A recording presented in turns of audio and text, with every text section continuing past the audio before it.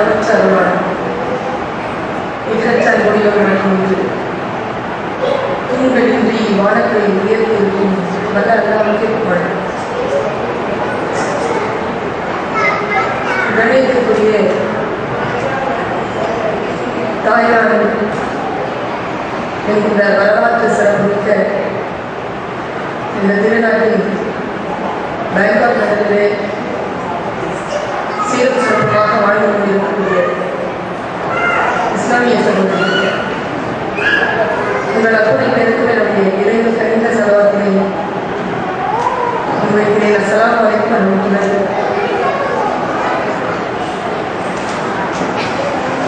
ஒரு நல்ல வாய்ப்பை சகோதரர் அய்யூப் அவர்களும் சகோதரர் ரியாஸ் அவர்களும் சகோதரர் சலாவுதீன் அவர்களும் ஏற்படுத்தி தந்திருக்கிறார்கள். உங்களை சந்திப்பதற்கான இந்த வாய்ப்பிலே நான் பேசக்கூடிய சில சொற்கள் உங்களுடைய வாழ்க்கை பிரயாணத்தில் பயனுடையதாக இருக்க வேண்டும் என்கின்ற என் துவாவோடு சில சொற்களை உங்களுக்கு நினைவுபடுத்தலாம் என்றுதான் வந்திருக்கு. காரணம், மேடையில் பேசக்கூடியவர்களுக்கு தான் எல்லாம் தெரியும், கேட்கக்கூடியவர்களுக்கு அதை பற்றிய ஞானம் அவ்வளவாக இருப்பதில்லை என்கின்ற கருத்துக்கு முரண்பட்டவள் நான். பேச்சாளர்களை விட சபையில் இருக்கக்கூடியவர்கள் அறிவு கூர்மையானவர்களாக இருக்கிறார்கள் என்பதில் நான் கவனமாக இருக்கின்ற காரணத்தினால்தான் என்னுடைய மேடை பேச்சிலே நான் அவ்வளவாக தோற்பதில்லை. யாரிடத்தில் பேசினாலும் மிக கவனமான வார்த்தைகளை முன்வைக்கக்கூடிய வாய்ப்பு எனக்கு நல்ல இறைவன் தந்திருக்கக்கூடிய காரணத்தினால் உங்களுடைய மனதிற்கு ஏதுவான வார்த்தைகளாக என் இதயத்தில் இருந்தும் சிந்தனையில் இருந்தும் வார்த்தைகள் வர வேண்டும் என்கின்ற வேட்கையோடு என் பேச்சினை துவங்குகிறேன். சகோதரி, உங்களுக்குள்ளாக நீங்கள் பேசிக் கொண்டிருந்தால் அல்லது நான் பேசுவதை கவனிக்காமல் நீங்கள் மற்ற வேலைகளில் ஈடுபட்டுக் கொண்டிருந்தால் பல ஆயிரம் கிலோமீட்டர்களை தாண்டி இங்கே வந்து உங்களிடத்தில் நான் பேசுவதற்கான சரியான வாய்ப்பை நானும் சரி நீங்களும் சரி பயன்படுத்திக் கொள்ள தவறுகிறோம் என்று நான் நம்புகிறேன். அதனால் உங்கள் கையில் வைத்துக் கொண்டிருக்கக்கூடிய குழந்தைகளை நீங்கள் கவனிக்கக்கூடிய பொறுப்பில் இருந்தாலும் கூட கொஞ்சம் சிந்தனையை இந்த பக்கம் திருப்பி இந்த சில மணித்துளிகள் நான் பேசுகின்ற பேச்சுக்கு நீங்கள் காது கொடுக்க வேண்டும் என்று நான் கேட்டுக்கொள்கிறேன். காரணம், யாருடைய உடல்களில் இருந்து புறப்படுகின்ற சொல் நம்முடைய வாழ்க்கையை மாற்றும் என்று நமக்கு தெரியாது. அந்த சொற்கள் எந்த பூலுக்குள் எந்த புத்தகத்திற்குள் ஒளிந்து கொண்டிருக்கிறது என்று நமக்கு தெரியாது. அந்த வாசகங்கள் எவ்வளவு சீக்கிரமாக நம்முடைய கருத்தை வந்து அடைகின்றனவோ அவ்வளவு சீக்கிரமாக நம்முடைய வாழ்க்கையில் மாற்றம் தொடங்குகிறது. அதற்கு பெயர்தான் கல்வி. கல்வி என்பது விழிப்புணர்வு சார்ந்தது, அது தேர்வு சார்ந்தது அல்ல. ஒரு பட்டப்படிப்பையோ அல்லது ஒரு பள்ளிக்கூட படிப்பையோ படித்துவிட்டால் அவர்கள் தான் கல்வியாளர்கள் என்று நாம் ஒரு நாளும் நம்புவதில்லை. யார் ஒருவர் சிந்தனையை மிக சரியாக விழிப்புணர்வோடு வைத்து வார்த்தைகளை மிகச் சரியான நிலையில் பயன்படுத்திக் கொள்கிறார்களோ அவர்கள் தான் கல்வியாளர்கள் என்பது என்னுடைய அகராதியிலே நான் கண்டெடுத்திருக்கக்கூடிய ஒரு உண்மை. சகோதரி, பெண்களுக்கான பயான் என்று சொன்னால் சில வார்த்தைகள் பல மைல்கள் கடந்து உங்களுடைய தாயகத்தில் இருந்து புலம்பெயர்ந்து உங்களுடைய கணவன் அல்லது பெற்றோர்களுடைய பாதுகாப்பில் பெண்களாக நீங்கள் வாழ்ந்து கொண்டிருக்கிறீர்கள். இந்த வாழ்க்கை சில உச்சங்களை சில நிறைவுகளை நாம் அடைய வேண்டும். அந்த அடைவதற்கான வழிகள் என்ன என்பதற்கான தேடல் தான்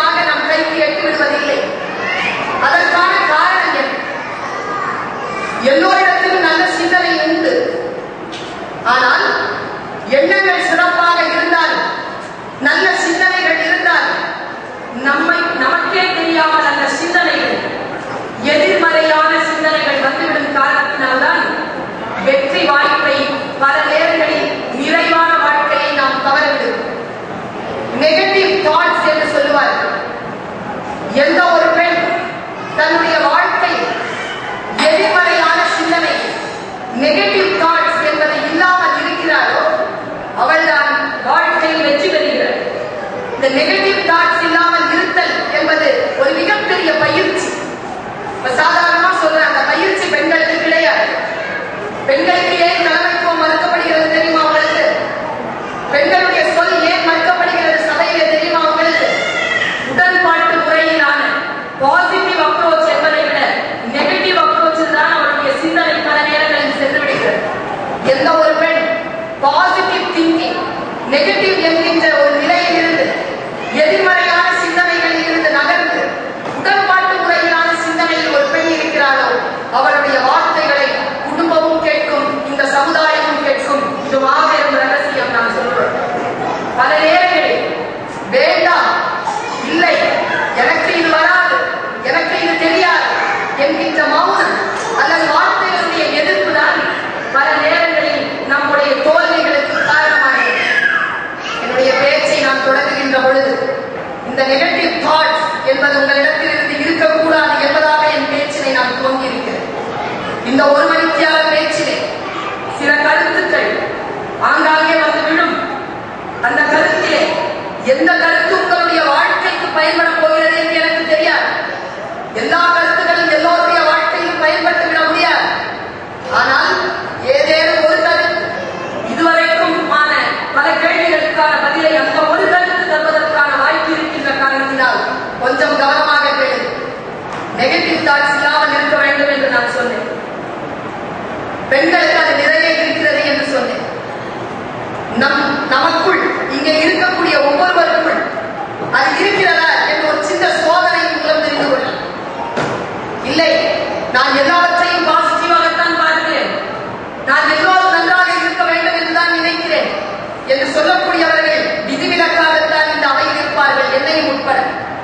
ஒரு சிறிய பயிற்சி சொல்லுகிறேன். சென்னையில எப்படின்னு எனக்கு உங்களுக்கு தெரியும், பேங்காக்ல எப்படின்னு எனக்கு தெரியாது. உதாரணத்துக்கு சொல்றேன், நம்முடைய கணவன்மார் நம்மளை கூப்பிட்டு சாப்பாடு கடைக்கு போவாங்க. போயிருக்காங்களா? போவாங்களா? சாப்பாடு கடை கூட்டிட்டு போவாங்களா? என்னைக்காவது ஒரு நாளாவது நம்ம நல்ல சாப்பாடு சாப்பிடணும்ல ஒரு நல்ல மனசோட நம்மளை கூட்டிட்டு போவோம்.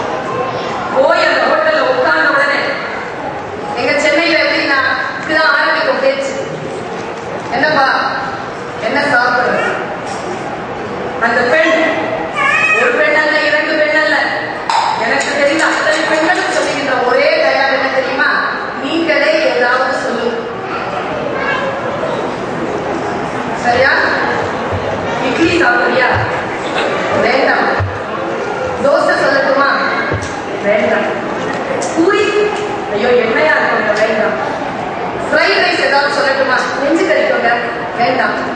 சரி, என்ன சாப்பிடுற? நீங்களே ஏதாவது சொல்லுங்க. சொல்லணுமா? எல்லோர் வாழ்க்கையும் நடக்கக்கூடிய இந்த ஒரு நிகழ்ச்சியை எடுத்துக்கொண்டு நான் சொல்லுகிறேன், எனக்கு எது வேண்டாம் என்று எனக்கு தெரிகிறது.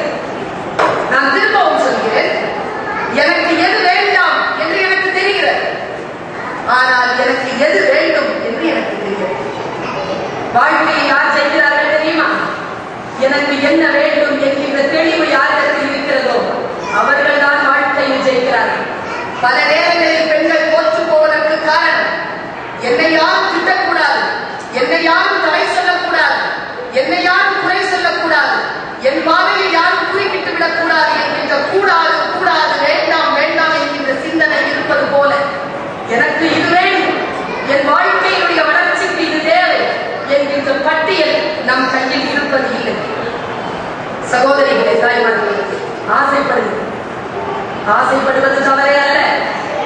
அந்த ஆசையில் நெகட்டிவ் என்கின்ற விஷயம் மட்டும் இல்லாமல் பார்த்துக் கொள்ளுங்கள். பல நேரங்களில் இப்லீஸ் புகுந்திருக்கக்கூடிய இந்த இதயத்தை நாம் வெற்றி பெறுகிறோமோ இல்லையோ, நாம் வெற்றி பெற்றால் நமக்கு சந்தோஷம் வருகிறதோ இல்லையோ, அடுத்தவர்கள் தோற்று போனால் ஒரு சந்தோஷம் வருகிறது.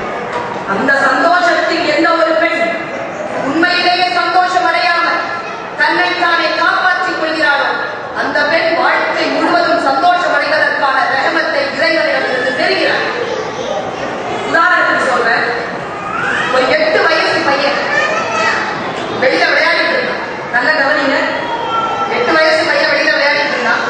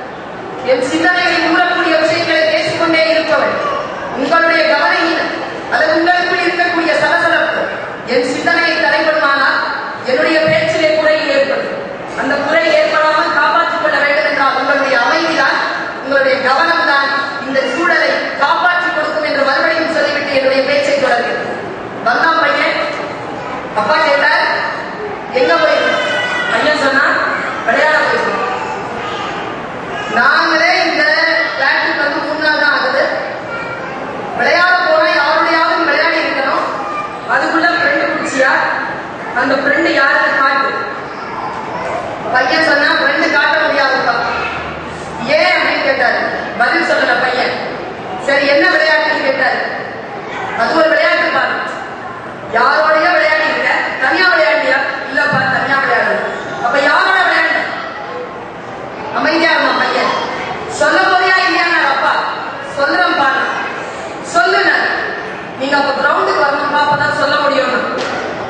சரி கிரவுண்டுக்கு வந்தார் அப்பா. கிரவுண்ட் முழுக்க மண் தரை. அந்த தரையில ஒரு தொடப்பு குச்சி, ஈர்க்குச்சி கிடக்கு. ரவுண்ட் ரவுண்ட் ரவுண்ட் ரவுண்டா போட்டிருக்கு. என்னப்பா இதுன்னு கேட்டார் அப்பா. பையன் சொன்னா, நானும் ஒரு எறும்ப விளையாடிட்டு இருக்கோம்ப்பா. 3 மணி நேரமா. நல்லா ஞாபகம் வச்சுக்கோங்க. 3 மணி நேரமா பையன் விளையாடுறான். ஒரு எறும்போட விளையாடுறான். அப்பா கேட்டாரு, என்னப்பா விளையாடுறது? நான் ஒரு வட்டம் போடுவேன்னா அதுல அந்த எறும்பு இருக்கணும். இதான் ரூல். சரி இருந்துச்சா?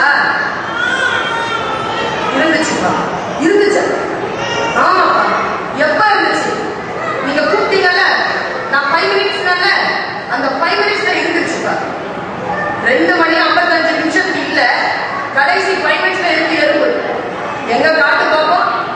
ரவுண்ட் ரவுண்டா போட்டுட்டே இருக்கு. ஒரு சுவருக்கு பக்கத்துல ஒரு அரளம். அந்த அரளத்துல அந்த எறும்பு செத்து கிடக்குங்க.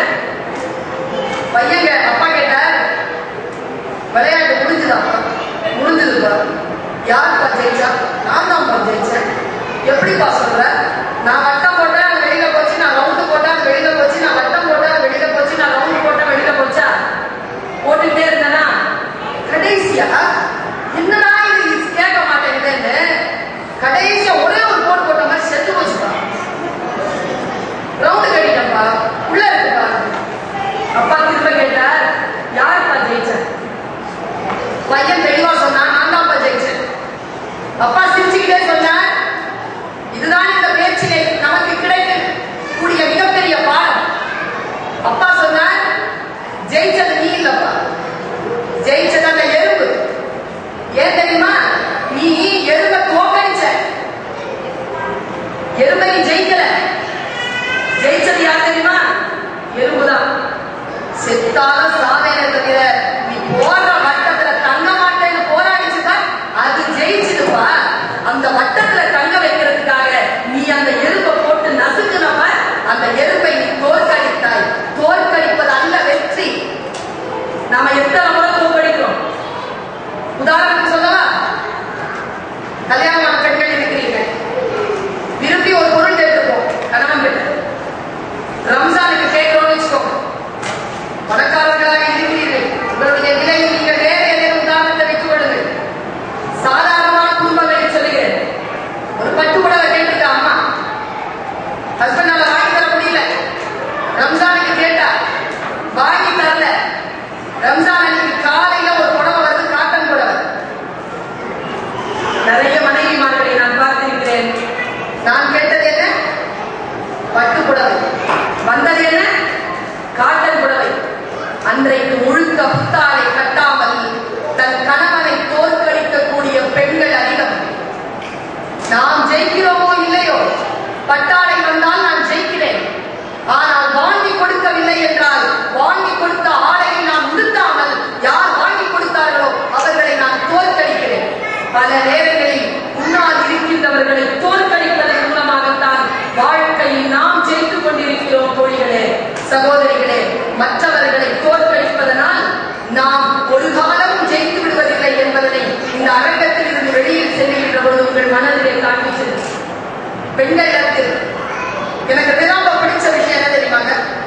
உலகமெல்லாம் பேச போனேன். எல்லா இடத்துலயும் எனக்கு ஒரு குற்றச்சாட்டு இருக்கு. நான் இவ்வளவு கடுமையாக உங்கள்கிட்ட பேசுறதில்லை, உங்களுக்காகத்தான் பேசுகிறேன். ஆண்களுக்காக நான் பேசுவது கிடையாது.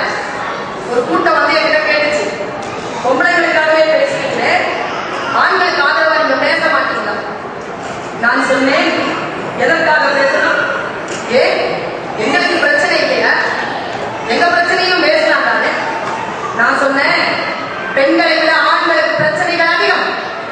ஆனால் அந்த பிரச்சனைகளை தீர்ப்பதற்கான தீர்வு களம் ஆண்களுக்கு இருப்பது போல பெண்களுக்கு பிரச்சனைகள் குறைவாக இருந்தாலும் அது தீர்ப்பதற்கான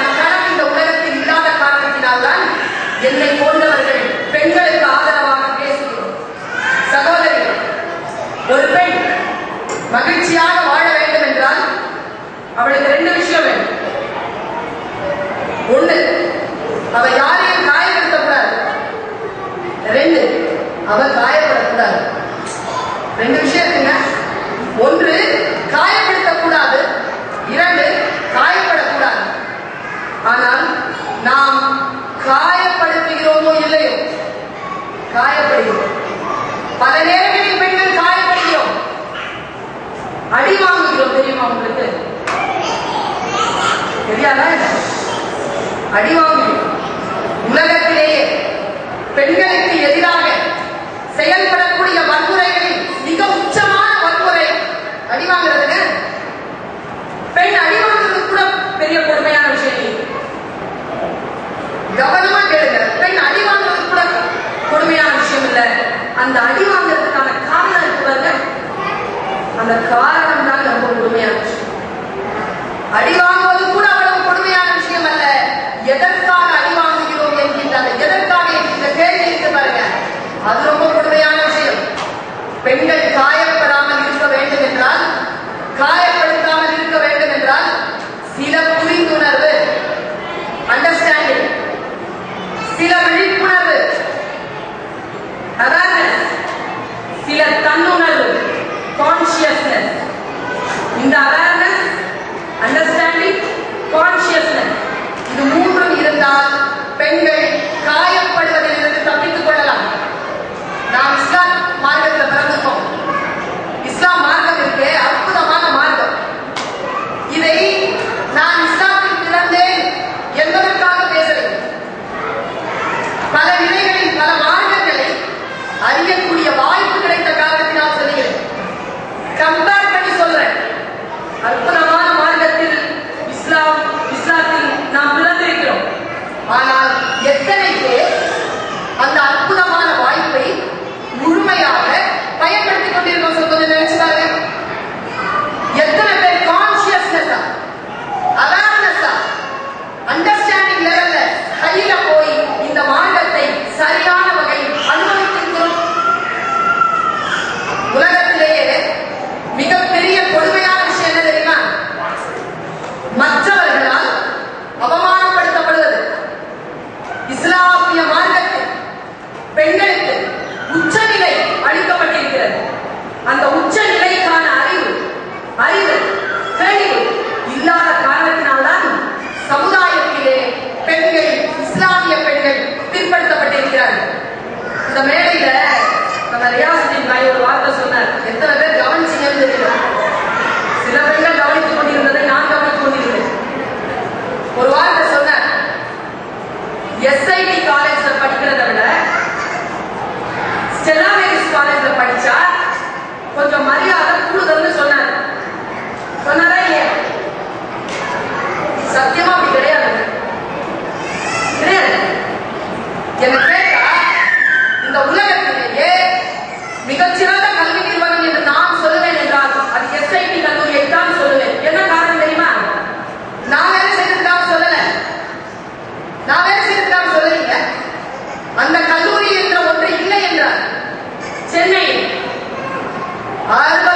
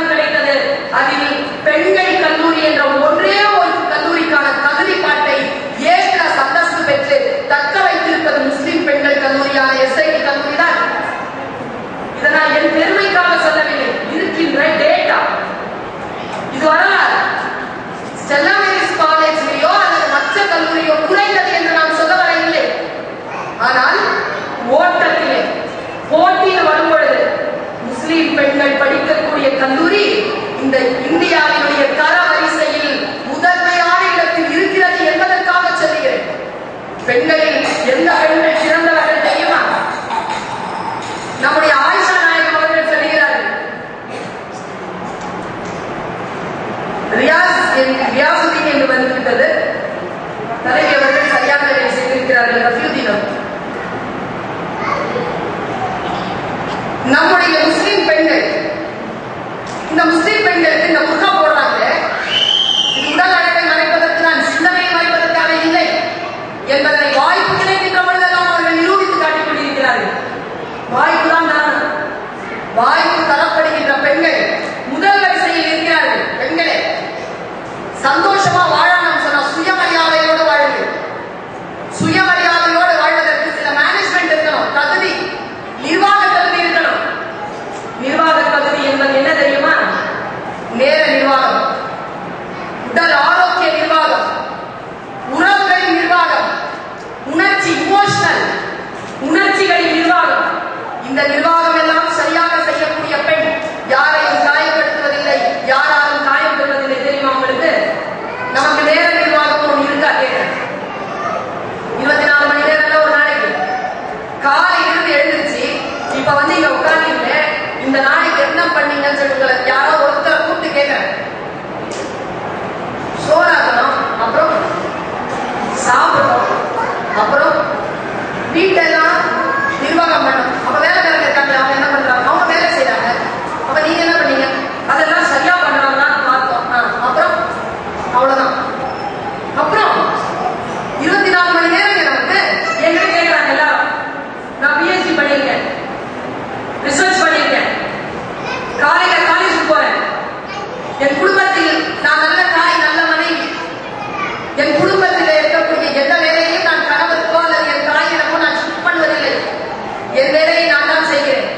நான் இல்லாத நேரத்தில் நான் பேங்காக்கில் இருந்து கொண்டே சென்னையில் இருக்கக்கூடிய என் வீட்டை நான் நிர்வாகம் செய்கிறேன். மைக்ரோ மேனேஜ்மெண்ட் பேர் இருக்கு. என் வீட்டிலே எது இல்லை என்றாலும் எது இருக்கிறது என்றாலும் எந்த நேரத்தில் என்ன செய்ய வேண்டும் என்ற இந்த நிர்வாகத்தில் நான் முன்னுக்கு நிற்கிறேன். அதனால் சில விஷயங்களை சாதிக்கிறேன். என்கிட்ட கேட்கிறவங்க உண்டு. இந்த திலானா மோகன் படத்துல கேட்பாங்க, மனோரமா, இந்த ஞாயிற்றுக்கிழமையே இந்த சத்தம் வருதா இல்ல எல்லா ஞாயிற்றுக்கிழமையுமே இந்த சத்தம் வருதான்னு ஒரு டயலாக் இருக்கு. எத்தனை பேர் கேட்டிருக்கீங்கன்னு தெரியாது. எல்லோருக்கும் 24 மணி நேரங்கள் தான். சில பேருக்கு மட்டும் அது 48 மணி நேரங்கள் போல அவர்கள் செயல்படுவார்கள். அதற்கு காரணம் நிர்வாகம். 5 மணி நேரம் உறக்கம், மீதி இருக்கிறது எத்தனை மணி நேரம்? 19 மணி நேரம் இருக்குங்க நம்ம கையில. 19 hours. தொழுகைக்கு 2 மணி நேரம் கழிச்சிருக்கேன், 5 வேளை தொழுவாங்க. மீதி எவ்வளவு? 18 மணி நேரம். 5 மணி நேரம் வீட்டிலே இருக்கக்கூடிய வேலைகளுக்கும் குழந்தைகளை பராமரிப்பதற்கும் 5 மணி தியாகங்களை எடுத்துக்கொள்ளுங்கள். மீதி எவ்வளவு இருக்கிறது? 12 மணி நேரம். என்ன செய்கிறீர்கள் இந்த 10 மணி நேரம் 12 மணி நேரம்? யாராவது யோசித்து பார்த்திருக்கிறோமா? ஒரு விஷயம் சொல்றேன் பெண்கள், பணம் எவ்வளவு வேணுமானாலும் சம்பாதிச்சிருக்காங்க, ஆனா நேரத்தை சம்பாதிக்க முடியாது. இவ்வளவு நேரம் தான், இவ்வளவு காலம் தான் இந்த உலகத்தில் வாழப் போகிறோம் என்று ஏற்கனவே நிர்ணயம் பண்ணியாச்சு. நம்ம கணவர் எவ்வளவு வேணுமானாலும் சம்பாதிக்கலாம், நமக்கு எவ்வளவு வேணுமானாலும் நகை நட்டுகள் கிடைக்கலாம், ஆனால் நேரம் கிடைக்காது. அந்த நேரத்தை சரியாக பயன்படுத்தக்கூடிய பெண்கள் வாழ்க்கையில் ஜெயிக்கிறார்கள். இப்படி செய்ய வீட்டுல போய் 3 காலமா பிரிங்க. டைம் மேனேஜ்மெண்ட் சொல்லிட்டாரு, பெரியவங்களுக்கு ஞாபகப்படுத்துறதுக்காக சொல்றேன். 3ஆ பிரிங்க. இப்ப நீங்க இங்க உட்காந்துருக்கீங்கல்ல, பிசினஸ் மனைவி தானே நீங்க எல்லாருமே. தொழிலாளர்களுடைய மனைவி யாரும் இருக்க மாட்டாங்க, எல்லாம் முதலாளிகளுடைய மனைவி மாதிரி இல்லையா? முதலீடு, செலவு, வீண், பிசினஸ் இன்வெஸ்ட்மெண்ட், செலவு பண்றது, வீணடிக்கிறது. இன்னைக்கு தூங்க போறதுக்கு முன்னால 24 மணி நேரத்துல எத்தனை மணி நேரத்தை இன்வெஸ்ட் பண்ணிருக்கீங்க? இன்வெஸ்ட் பண்றதுன்னா வருங்காலத்துக்கு பயன்படணும். இப்ப நீங்க உட்கார்ந்துருக்கீங்கன்னா சில பேருக்கு இந்த டைம் இன்வெஸ்ட்மெண்ட், நான் வருங்காலத்துல பயன்படும். சில பேருக்கு செலவு, இன்னைக்கு ஜாலியா இருக்கு சிரிச்சு போயிடலாம். சில பேருக்கு எதுனா வேஸ்ட், இப்போ பயன்படாது, வருங்காலத்திலும் பயன்படாது. நாம் நேரத்தை முதலீடு செய்கிறோமா, செலவு செய்கிறோமா, அல்லது வீணடிக்கிறோமா என்பதுதான் ஒரு மனிதனுடைய வெற்றியும் தோல்வியும் இருக்கிறது. நேரத்தை மிக அழகாக நிர்வாகம் செய்யுங்கள். அந்த நிர்வாகம் தான் உடலியல் நிர்வாகத்துக்கு வரும். நான் ஆச்சரியமா யோசிச்சு பார்த்துட்டேன். 45 வயது கடந்த பெண்கள் வாழ்க்கையில் தோற்ற நிலையில் வந்து நிற்கிறார்கள். நான் பார்க்கிறேன் 45 வயது பெண்களுடைய கண்களிலே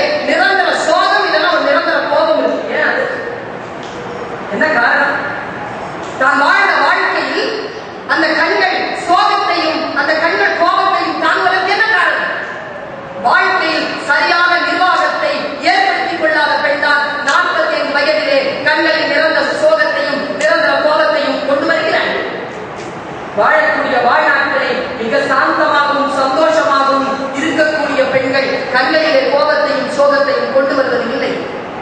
நான் யோசிச்சு பார்க்கிறேன், 10 வயசுல இருந்து நமக்கு டீச்சிங் ஆரம்பிக்குது 25 வயசு வரைக்கும். ஏன் 40 வயசு வரைக்கும் எப்படி வாழணும்னு கற்றுக் கொடுக்குறாங்க, அவ்வளவுதான். 40 வயதுக்கு பிறகு எப்படி வாழ வேண்டும் என்று எத்தனை பேர் திட்டம் போட்டு இருக்கிறீர்கள் தோழிகள் சொல்லுங்க. என் தாயை பார்க்கின்ற பொழுது எனக்கு தோன்றுகிறது, ஒரு சொத்து அவள் தன்னுடைய இந்த உடலால் பிள்ளைகளை பெற்று தந்தவள், அந்த குடும்பத்தை நிர்வகித்தவள். 45 வயசுக்கு மேல குடும்பத்துல சில பெண்களுக்கான தேவை குறைந்து போகிறது உண்மை. கணவனுக்கான தேவை குறையுது, பிள்ளைகளுக்கான தேவை குறையுது. ஒரு பேப்பர் வெயிட் மாதிரி ஆயிடும். இந்த பேப்பர் வெயிட் மாதிரி இல்லாம இருக்கணும்னா 45 வயதிற்கு மேல் உங்கள் வாழ்க்கை எப்படி அமைய போகிறது என்பதை நீங்கள் திட்டம் போட்டுக் கொள்ளுங்கள். அன்றாட வாழ்க்கையை மகிழ்ச்சியாக வாழ்வதற்கான வாய்ப்புகளை ஏற்படுத்திக் கொள்ளுங்கள். வயது நிர்வாகம் என்பது மிக மிக முக்கியம். இந்த உடம்பு இருக்கு, பொம்பளை உடம்பு நிறைய பேர் பேசுறது ஏன் தெரியுமா? அம்மா தான் சொல்லி தரணும். அம்மாவுக்கு சொல்ல தெரியாதுன்னா பல பெண்களுக்கு இது என்ன விஷயம்னே தெரியாம போயிருதுங்க. பல விஷயங்கள் ஒரு அதிர்ச்சியான தகவல் கொடுத்தமா, எல்லாம் வளர்ந்த நிலையில் இருக்கிறீர்கள், 30-35 வயது அல்லது 20 வயதை கடந்த நிலையில் பெண்கள் இருக்கிறீர்கள் என்பதற்காக சொல்கிறேன். 2004ஆம் ஆண்டு சென்னை ஸ்னேகா நிறுவனம்ங்கிற நிறுவனம்ங்க. அது என்ன நிறுவனம்னா, தற்கொலை செய்து கொள்வதற்காக முயல்கின்றவர்களை காப்பாற்றி தருகின்ற நிறுவனம். அந்த நிறுவனம் ஒரு டேட்டா கொடுத்துச்சுங்க. நான் சொல்ற விஷயம் எத்தனை பெண்கள் கவனிக்கிறீர்கள் என்று தெரியாது. கவனிக்கின்றவர்கள் வாழ்க்கையில் சில விஷயங்களை காப்பாற்றிக் கொள்கிறீர்கள். அதனால சொல்றேன், சொல்லவும் தோணுது, இப்போ தோணுதுன்னா சொல்றேன். அந்த ஸ்னேகா நிறுவனம் தந்த ஒரு டேட்டா, 2004ஆம் ஆண்டு தமிழகத்துல 1116 பேர் தற்கொலை பண்ணிட்டு இருக்காங்க. இதுல 60 விழுக்காடு ஆண்கள், 40 விழுக்காடு பெண்கள். அப்போ தற்கொலை பண்ணிக்கிறவங்க ஆண்கள் தான் கூடுதல், பெண்கள் குறைவு இல்லையா? இன்னொரு தகவல், அட்டெம்ப்ட் சூசைட் இருக்குல்ல, சாக கூட தெரியாம அட்டம் பண்ணிட்டு உழைச்சிட்டு இருக்கிற கேஸ் இருக்குல்ல, அதுல 10% ஆண்கள், 90% பெண்கள். அந்த ரிப்போர்ட் என்ன சொல்லுது தெரியுமா? ஆண்களை காட்டிலும் பெண்கள் தற்கொலை செய்து கொள்ள வேண்டும் என்கின்ற எண்ணத்தோடு அதிகம் வாழ்கிறார்கள். இந்த ஃப்ரஸ்ட்ரேஷனுக்கு என்ன காரணம்? இன்னொரு அதிர்ச்சியான தகவல் சொல்றேன். மதுரை அரசு பொது மருத்துவமனை மார்ச்சுவரியில வேலை செஞ்ச டாக்டர் தந்த ஒரு ரிப்போர்ட், டெய்லி மேகசின்ல வந்த ஒரு ரிப்போர்ட். நான் சொல்றது உண்மை. அந்த ரிப்போர்ட் என்ன சொல்றது தெரியுமா? அவர் சொல்ற, என் வாழ்க்கையில நான் 25,000 பெண்களை மார்ச்சுவரியில போஸ்ட்மார்ட்டம் பண்ணியிருக்கேன். அதுல நிறைய பேர் பெண்கள். ஆனா பெண்களிலேயே ரொம்ப கொடுமை என்ன தெரியுமா? எரிஞ்சு செத்து போறது ரொம்ப வலிக்கும். ஆனா பெண்கள் ஏன் அப்படி போறாங்கன்னு தெரியல. அப்படி சொல்லிட்டுங்க, இது இல்லைங்க தகவல். இந்த அரங்கத்துல நான் சொல்ல போற தகவல் இதுதான். அவர் சொல்ற, நாங்க போஸ்ட்மார்ட்டம் பண்ணும்போது அவர்களுடைய கர்ப்பப்பைக்கு பக்கத்திலே சினை முட்டைகள் அருகி இருப்பதை நான் பார்த்திருக்கிறேன். அப்படின்னா மென்சஸ் ஆகிறதுக்கு, மாதவிடாய் காலத்துக்கு 3 நாள் முன்னால 2 நாள் முன்னால தான் அவங்க இப்படி பண்ணியிருக்காங்க எல்லா பெண்களும். அப்படி சொல்லிட்டு அவர் அந்த தகவலை என்ன சொல்லி முடிக்கிறார்னா, பெற்றோர்களே, பெரியோர்களே, உங்கள் வீடுகளில் வயது வந்த பெண்கள் இருந்தால் மாதவிடாய் காலங்களில் அவர்களை பத்திரமாக பார்த்துக் கொள்ளுங்கள் அப்படின்னு அந்த கட்டளை முடியுது. மாதவிடாய்னா மென்சஸ் பீரியட். மென்சஸ் பீரியடுக்கு முன்னால ஒரு 3 days நீங்களே சார்ட் போட்டு 28 நாள் உங்களுக்கு மென்சஸ் சரியா வரணும். மேக்ஸிமம் 30 days, 10 நாள் முன்னுக்கு பின்னுக்கு இருக்கலாம். அதை தாண்டி போச்சுன்னா தயவு செஞ்சு டாக்டரை போய் பார்க்கணும். நம்ம பெண்களுக்கு நிறைய பேருக்கு உடலியல் ரீதியான பாதுகாப்பு நிறைய பெண்களுக்கு தெரியாது. பல நேரங்களில் உடல் ஆரோக்கியத்தை அவர்கள் இழப்பதற்கு காரணம் விழிப்புணர்வு இல்லாமல் உடலை வைத்துக் கொண்டிருப்பதுதான். பெண்கள் கொஞ்சம் ஜாகிரதையா இருக்காங்க இந்த விஷயத்துல.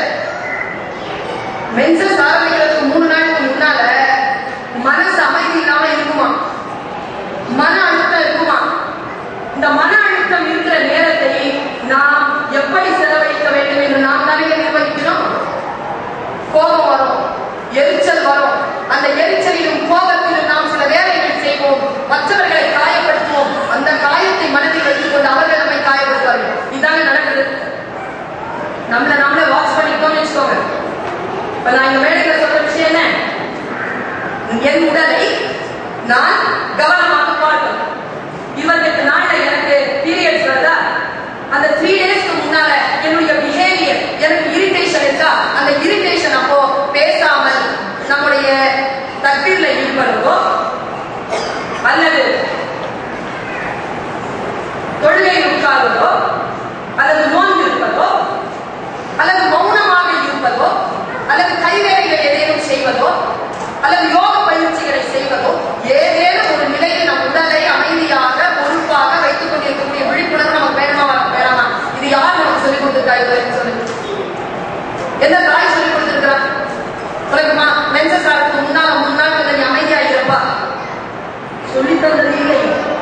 இன்றைக்கு மருத்துவம் சொல்லுகிறது. மருத்துவம் கண்டுபிடித்து இருக்கக்கூடிய உண்மைகளை நாம் பயன்படுத்துவதில்லை.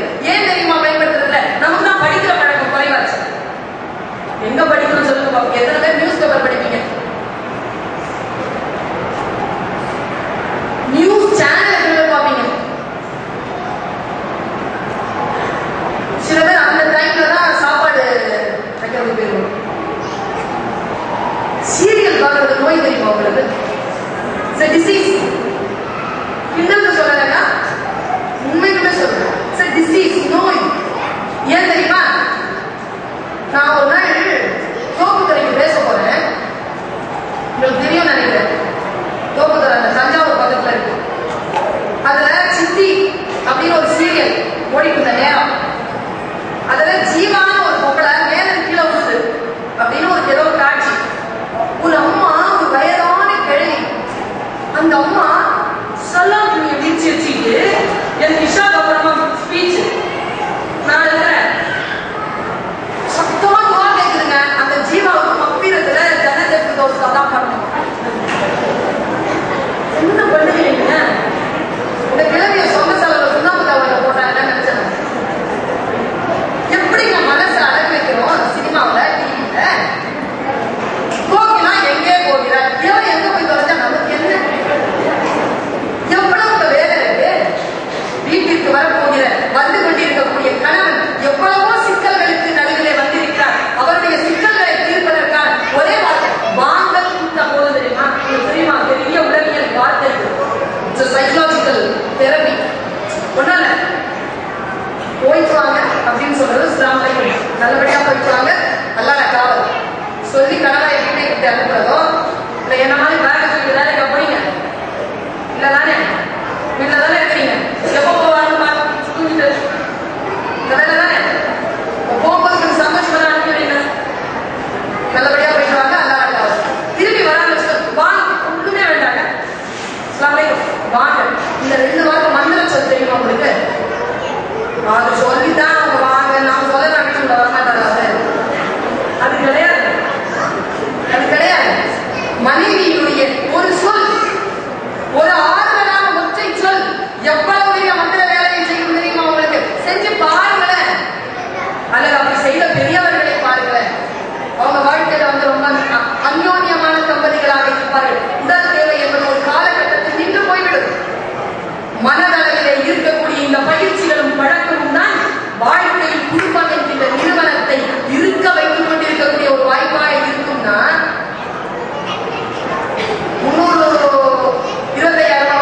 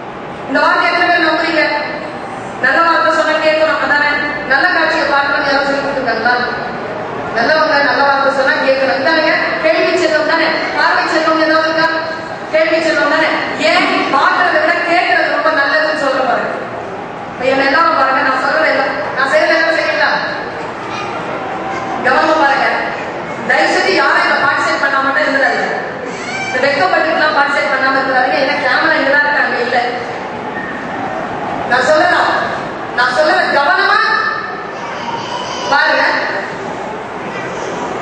செய்யுங்க. நான் என்ன சொல்றேன்னு அதை செய்யுங்க. சரிங்களா?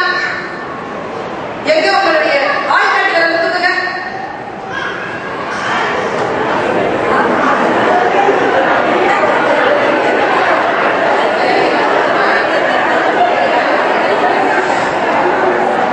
பாருங்க, எத்தனை பேரு ஆள்காட்டிகளை கொடுத்தீங்க, எத்தனை பேர் கட்டவரை நான் என்ன சொன்னேன் ஆள்காட்டிகளை தான் தூக்க சொன்னேன். நீங்க ஏன் கட்டவரை கொடுத்தீங்க?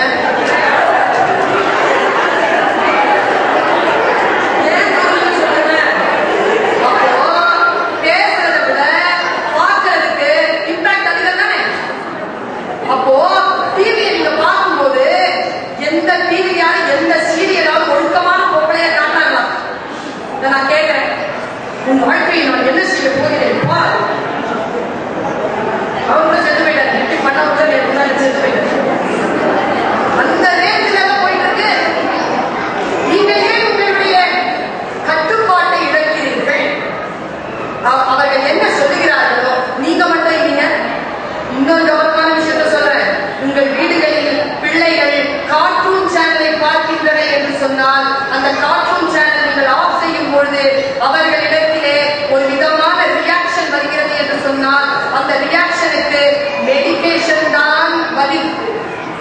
மருத்துவ ரீதியாக தெரப்பி கொடுத்தாலுடைய அந்த பிள்ளைகளுடைய பழக்கத்தை மாற்றுவது கடினம். சில பேருக்கு செல்போன் பிசாசு பிடிச்சிருந்தல, அந்த மாதிரி நமக்கு டிவி பிசாசு தோண்டிக்கிட்டே இருந்தீங்கன்னா அந்த மாதிரி டிவி இல்லாம அந்த நேரத்தை நம்மால் கடக்க முடியாது.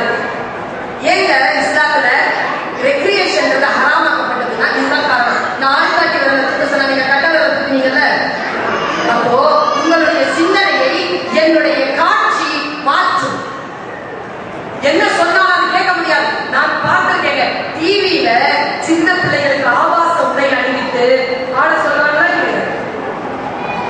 அந்த பிள்ளைகளுக்கு முதல் பரிசு கிடைக்கல, ஒரு அம்மா கீழே உங்க உருண்டு அதை நம்ம போக்கஸ் பண்ணி காட்டுறோம். வியாபாரம் செய்யலாம். பெண் பிள்ளைகளை உரை ஆடை போட்டு ஆட வைக்கக்கூடிய கலாச்சாரம்.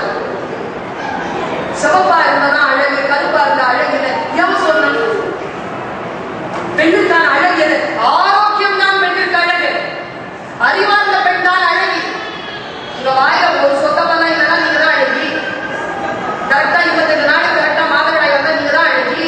கண்ணு நல்லா தெரிஞ்சா நீங்க தான் அழகி. சும்மா பூசிக்கிறது அழகு வந்துருமா? இப்போ எங்க சென்னையில தமிழ்நாட்டுல தான் 8 படம் சொல்லி தராங்க. சிவபா ஆகணும்னா 8 படம். இது ஆர்டிஓ ஆபீஸ். நம்ம வண்டி எடுத்துட்டு போய் 8 படம் நினைச்சு பாருங்க. வியாபாரத்தில் பெண்ணினுடைய அழகு என்பது சபையேறப்பட்டிருக்கிறது. எந்த ஒரு திரைப்பட பாட்டாவது ஒழுக்கமா வருது நீங்க சொல்லிட முடியுங்களா? அந்த பாடல்கள் தானே நம்முடைய வீடுகளில் சப்தமாக ஒழித்து கொண்டிருக்கிறது. நான் ஏன் தெரியுமாங்க இதெல்லாம் சொல்றேன்? என் வீட்டில் சப்தமாக டிவி ஒழிப்பது இல்லை. நீங்க வந்து பாருங்க, என் வீட்டிலே நான் வேலை செய்கின்ற நேரம் தவிர்த்து புத்தகங்களை வாசிக்கிறேன். என் பிள்ளையை உட்கார்ந்து புத்தகங்கள் வாசிக்க சொல்கிறேன். நல்ல புத்தகங்கள் ஏதேனும் இருந்தால் டின்னர் டேபிள்ல உட்கார்ந்து நானும் என் கணவரும் என் குழந்தையுமாக வாசிக்கிறோம். எத்தனை பேர்கிட்ட இந்த பழக்கம் இருக்கு? இந்த பழக்கத்தை நாம் இந்த மனசுக்கு இந்த மனசை எப்படி ஒருமுகப்படுத்துறது? ஒரு அம்மாவுக்கு 3 ஆம்பளை பசங்க, 3 ஆம்பளை பசங்க, 3 பேர் வெளிநாட்டில் போய் சம்பாதிச்சு அம்மாவுக்கு ஒருத்தன் காசு அனுப்புனான், ஒருத்தன் நகை அனுப்புனான், ஒருத்தன் ஒரு கிளி அனுப்புனான். அம்மா லெட்டர் எழுதுனான், ஏய் நிம்மதியா இருக்க, எதுக்கு கார் அனுப்புனேன்? டிரைவர் ஒழுக்கமாவே இல்லை, பெட்ரோல் திருடுறான், மரியாதையா ஒரு காரை திருப்பி வாங்கிட்டேன். 2வது பையனுக்கு எழுதுனான், இந்த நகை வாங்குறதுல நிம்மதி போச்சுப்பா, நல்லா நிம்மதியா இருந்தேன், நகை வாங்குற வேலை வச்சுக்காது. 3வது பையன் கிளி அனுப்பிட்டான். அவருக்கு எழுதின லெட்டர் தான் டாப் கிளாஸ் லெட்டர். மகனே, அன்பு மகனே, மற்றவர்கள் என்னை புரிந்து கொள்வதை விட நீதான் என்னை அழகாக புரிந்து கொண்ட. அவர்கள் எல்லாம் கால் பணம் அனுப்பினார்கள், நீ மட்டும்தான் கிளி அனுப்பினாய். ஆனால் தயவு செய்து மகனே, அடுத்த முறை கிளி ஏனென்றால் கோழி போல ருசியாக இல்லை. என்ன பண்ணுவீங்க நீங்க? இந்த மன பிராந்தியோட பெண்களுக்கு நீங்க என்ன தகவல் கொடுப்பீர்கள்? இந்த மனசை என்ன செய்வீர்கள்?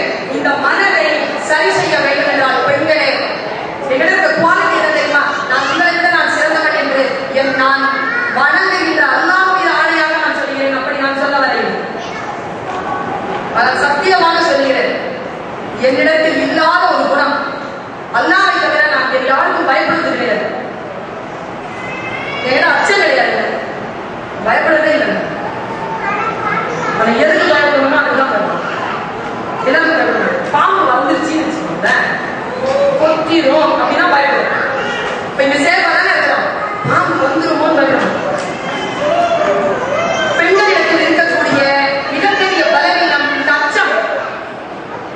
மனதிற்குள் சில அச்சத்தில் நீங்கள் இருக்கிறீர்கள். அதனால்தான் பாதுகாப்பு பற்றிய அச்சம், உங்கள் கனவு மீது இருக்கக்கூடிய அச்சம், உங்கள் பிள்ளைகள் மீது இருக்கக்கூடிய அச்சம், உங்கள் பொருளாதார நிலைப்பாட்டின் மீது உங்களுக்கு இருக்கக்கூடிய அச்சம், உங்கள் வயதின் மீது உங்களுக்கு இருக்கக்கூடிய அச்சம், உங்கள் உடல் நலத்தின் மீது உங்களுக்கு இருக்கக்கூடிய அச்சம். இந்த அச்சம் தான் உங்களை தலைகீழாக உங்கள் இயல்பிலிருந்து உங்களை மாற்றுகிறது. யாருக்கு பயப்படாது? அல்லாஹ்வை தவிர யாருக்கு?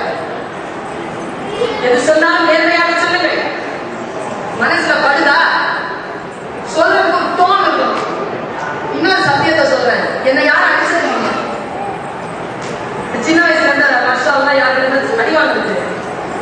எனக்கு ஒரு அண்ணா, ஒரு அண்ணாவுக்கு அப்படி ஒரு தங்கச்சி. நாங்க மொத்தம் 5 பேர். அப்பா அம்மா நல்லா அயாசோட இருக்காங்க. கணவர் இருக்கிறார், மகன் பிறந்து இருக்கிறார். யாரிடத்திலும் நான் திட்டோ அடிக்க வாங்கினது கிடையாது. ஏன் தெரியுமா? திட்டவோ அடிக்கவோ நான் யாரையும் தூண்டுறது கிடையாது. நிறைய டைம்ல பாருங்க, அடி விழுதுனாலே நம்ம அகேன்ஸ்டா ஏதோ நம்மளை காயப்படுத்துறதுனால நம்முடைய பிஹேவியர், நடத்தை தான் காரணம். ரொம்ப முக்கியமான ஒரு சூசலத்தை சொல்லித்தரேன். ஏன்னா வெற்றிகளையும் தோல்விகளையும் பிரம்மாண்டமாக சொல்ற சமூகம் இந்த சமூகம். ரகசியங்களை யாரும் சொல்லி தருவதில்லை. நீங்களாவது தெரிஞ்சுக்கிட்டாங்க. ஒரு கிழவிக்கு பாம்பு கடிச்சிருச்சு. அந்த கிழவி எல்லா பாம்புக்கும் மருந்து சொல்லும். அந்த கிழவிக்கு பாம்பு கடிச்சிருச்சு. அந்த கிழவி கிட்ட வந்து கேட்கிறாங்க, என்னம்மா ஆச்சு? பாம்பு கடிச்சிருச்சா? ஆமா. என்ன பாம்பு கடிச்சிருச்சு? கட்டு வைக்கணும். ஆமா. மருந்து சொல்லு பாட்டி, காப்பாத்தி விடலாம். அது ரகசியம் சொல்லி செது வச்சிருந்த பாட்டி. சொல்லி தருவதில்லை யாரும் ரகசியத்தை. உயிர் போனா பரவாயில்ல, ரகசியத்தை சொல்லி தர மாட்டோம். நான் ஒரு நல்ல ரகசியத்தை சொல்லி தரேன். காயப்படாமல் இருப்பதற்கான ரகசியம். அல்லாஹ் நிச்சயமாக அந்த ரஹ்மத்தை தர வேண்டும். நான் சொல்ற வார்த்தையை நீங்க புரிஞ்சுக்கணும்.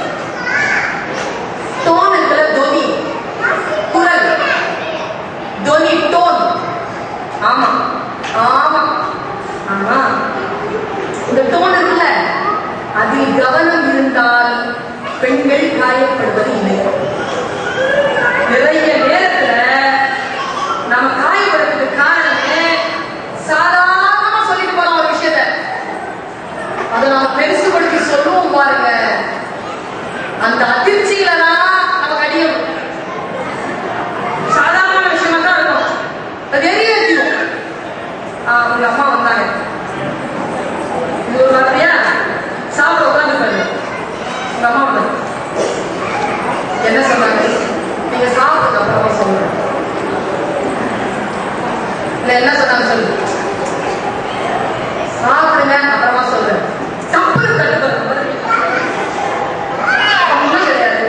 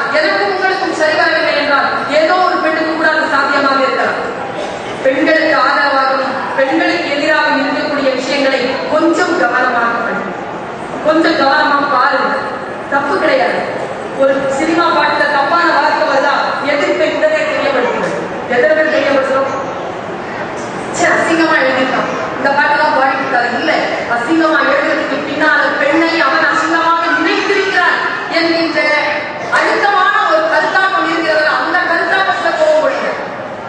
கெட்ட வார்த்தைகளை நீங்க கோபம், அந்த கெட்ட வார்த்தை ஏன் சொல்லப்படுகிறதுங்கிற கோபம் இருக்குல்ல, அந்த கோபத்தை கொள்வாங்க. இப்ப நான் சாதாரணமான ஒரு விழிப்புணர்வு சொல்றேன். ஆண்களுக்கும் பெண்களுக்கும் அடிப்படையிலே பெண்களுக்கான சுதந்திரம் சொல்றாங்க. இன்னைக்கு செலவாய் பாக்கிட்ட பேசிட்டோம். பாத்திமா ஒன்னாவதா இருந்தாங்க. நான் சொன்னேன், பெண் சுதந்திரம் அப்படிங்கிற ஒரு வார்த்தையே கிடையாது, ஆண் சுதந்திரம்ன்ற ஒரு வார்த்தையே கிடையாது. தன்னுணர்வுக்கு, உங்கள் இருப்புக்கு நான் மரியாதை கொடுத்தால் நீங்கள் சுதந்திரமாக இருக்கிறீர்கள் என்று பொருள். இங்க இருக்கிற பெண்கள் எத்தனை பெண்களுக்கு பெண்கள் மீது அக்கறை இருக்கு, மரியாதை இருக்கு?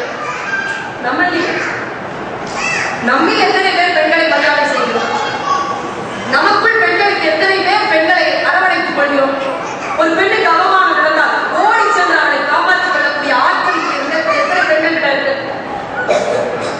பெண்களினுடைய சுதந்திரம் என்பது, பெண்களுடைய பாதுகாப்பு என்பது தாய் மனதோடு திறந்தபடி பாருங்கள் நீங்க. அப்போதான் பெண்களுக்கு எதிரான கொடுமைகள் அடிப்படையில கண்ட்ரோலுக்கு வரும். நான் சாதாரண சிந்தனை சொல்றேன், எல்லா சிந்தனையும் சொல்றதான்.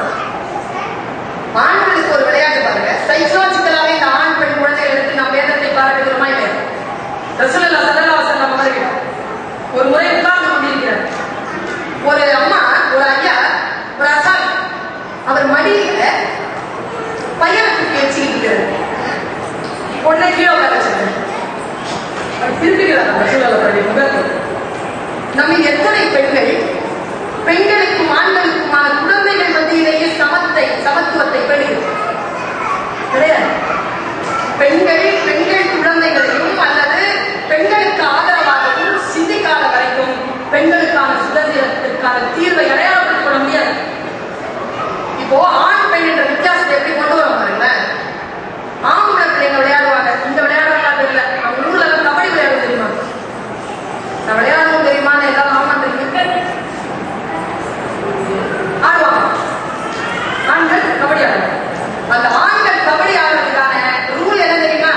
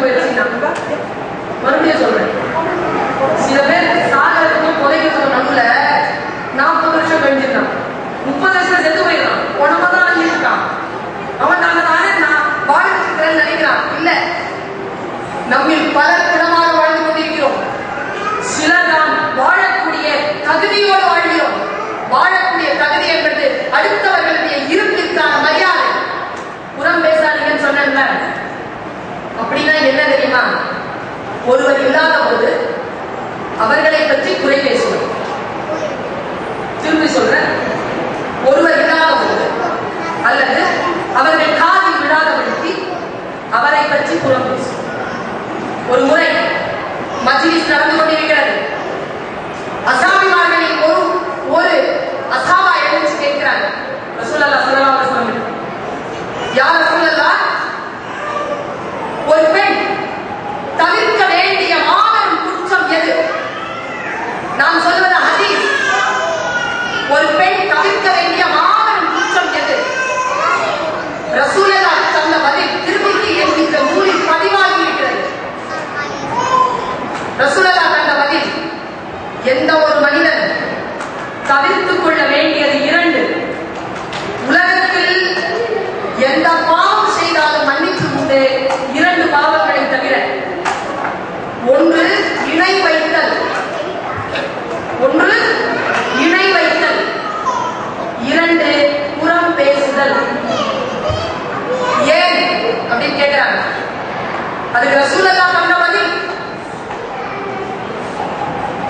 ஏனென்றால் புறம் பேசுதல் விபச்சாரத்தை விட கொடுமையானது. ஜினாவை விட. ஏன்? அடுத்த கேள்வி. ரசூலுல்லாஹ் சொன்ன பதில், விபச்சாரம் செய்தவர்கள், யா அல்லாஹ், நான் செய்தது பிழை, என் பிழையை மன்னியும் என்று சொன்னால் அவனுடைய அவையிலே அவன் செய்த பிழைக்கு மன்னிப்பு சாத்தியம்.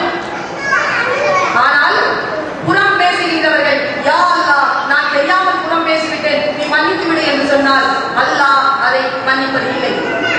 எதுவரைக்கும் மன்னிப்பது இல்லை? எல்லாம் எதுவரைக்கும் நீங்கள் யாரை பற்றி புறம் பேசினீர்களோ அவர்கள் உங்களை மன்னிக்காத வரைக்கும் அல்லாஹ் உங்களை மன்னிப்பது கிடையாது. எவ்வளவு பெரிய வார்த்தை! இதெல்லாம் பர்சனாலிட்டி டெவலப்மெண்ட் ஃபர்ஸ்ட் லெசன். அடுத்தவர்களை பற்றி குறையோ, அவர்கள் இல்லாத நேரத்தில் அவர்களை பற்றி பேசுவதோ காரணம். விழிப்புணர்வோடு இருங்கள். உங்களுக்குள்ள என்ன நடக்குதுங்கிறத பாருங்க. உங்கள் குடும்ப உறுப்பினர்களுக்கு எது நன்மையோ அதை செய்யுங்கள். பாசிட்டிவான அப்ரோச்சை கொண்டு வாருங்கள். இப்ப எல்லாரும் நீங்க என்ன பாக்குறீங்க? பாக்குறது வேற, கவனிக்கிறது வேற. அது தெரியுமா? பாக்குறது வேற, கவனிக்கிறது வேற. இப்ப நான் கையை கால ஆட்டிட்டு இருக்கேன், பேசிட்டு இருக்கிறேன், கருப்பா போட்டுட்டு இருக்கிறேன், கொஞ்சம் கருப்பா இருந்தாலும் சும்மா தான் இருக்கிறேன். இதெல்லாம் பாக்குறது. கவனிக்கிறது பார்க்கறது இடையில இருக்கிற சின்ன வித்தியாசத்தை சொல்லுங்க. விழிப்போடு இருக்கக்கூடியவர்கள் வாழ்க்கையில் சோர்வது கிடையாது. என் தாய்மார்கள் கான்சியஸ்னஸோடு இருக்கக்கூடியவர்கள், அவேர்னஸோடு இருக்கக்கூடியவர்கள் வாழ்க்கையில் காயப்படுவதில்லை. ஒரு வகுப்பு கெமிஸ்ட்ரி டீச்சர் ஒரு பீக்கர் கொண்டு வந்தார். அந்த பீக்கர்ல ஒரு ஆசிட் கொண்டு வந்து பிள்ளைகள் எல்லாம் கொடுத்தார். கொடுத்து சொன்னார், எல்லாரும் வாய வச்சு என்ன டேஸ்ட் எழுதுங்க, நான் ஹெட்மாஸ்டர் ரூமுக்கு போயிட்டு வந்துடுறேன். எல்லாரும் எடுத்து வாய வச்சு ஒருத்த மட்டும் கேட்டான், சார் ஆசிட் இல்ல வாயில வைக்கலாமா? வாயில வைக்காமல வைக்க சொல்லுவான் அப்படின்னு போயிட்டார். எல்லாரும் வச்சு பார்த்தோம், புளிப்பா இருந்துச்சு. புளிப்புன்னு எழுதிட்டார்.